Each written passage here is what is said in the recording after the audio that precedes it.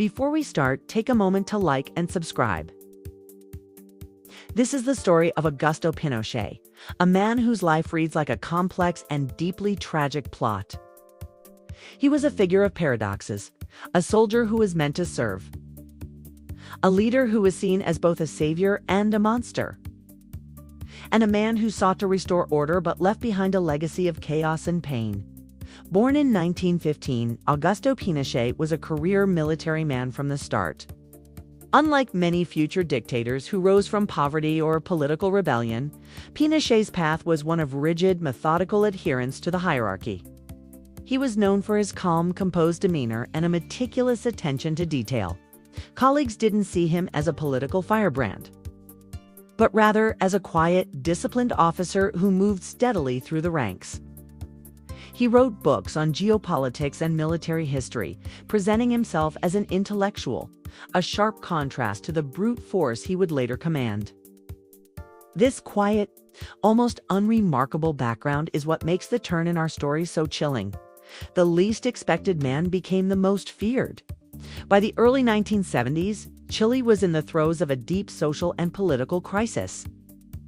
The country, led by the democratically elected socialist president Salvador Allende, was racked by hyperinflation, severe food shortages, and political violence that had fractured society into two warring camps.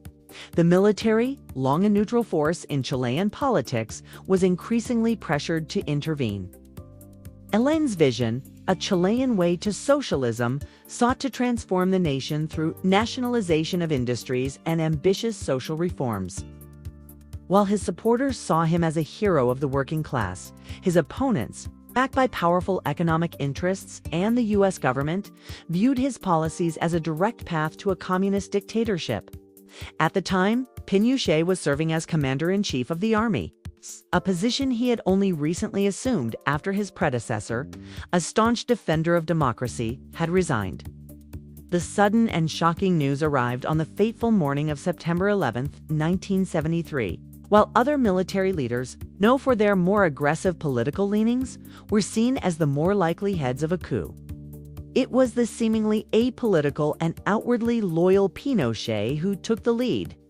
In the pre-dawn hours, Pinochet and his co-conspirators began their coordinated assault. While the Navy seized and ground troops moved on Santiago, Allende took refuge in La Moneda, the presidential palace. He was given a single ultimatum: resign and be flown safely out of the country. Allende refused, opting to broadcast a defiant final speech to the nation over the radio as the palace came under siege. "I have faith in Chile and its destiny," he declared. "Other men will overcome this dark and bitter moment when treason seeks to prevail."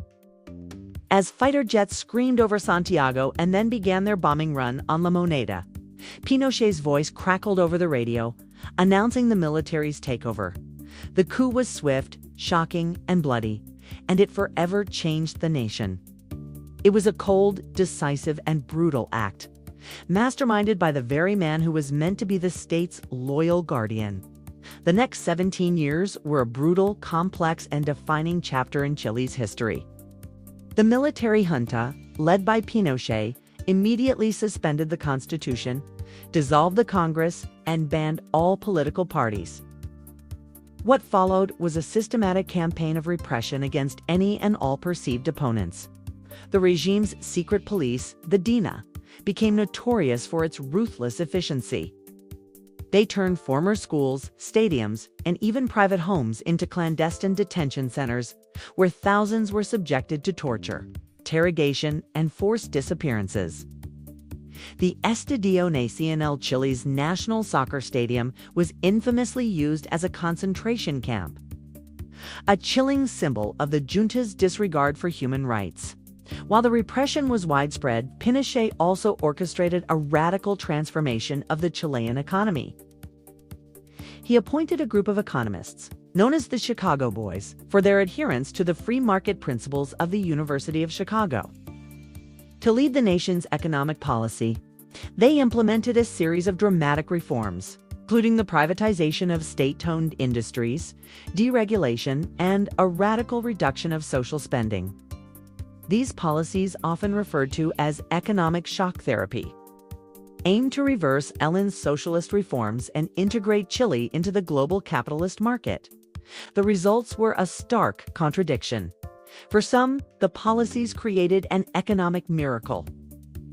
The economy stabilized, inflation was brought under control, and a new middle class began to emerge. However, this success came at a steep social cost. Unemployment soared, inequality deepened, and many Chileans found themselves pushed into poverty as a result of the abrupt dismantling of the welfare state. The story of Pinochet's reign is not just about economic numbers. It's a deeply human tragedy of repression, fear, and a systematic dismantling of democracy that haunts the nation to this day.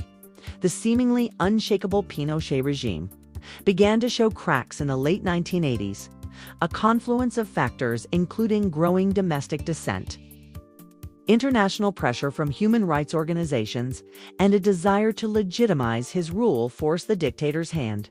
He agreed to hold a 1988 plebiscite on his rule, as laid out in his own 1980 constitution.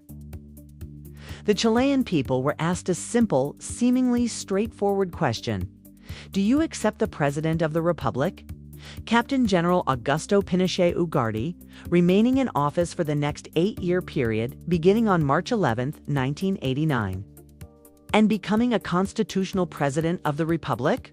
The options were a stark choice between yes and no. Pinochet was so confident in his control that he believed the result was a foregone conclusion.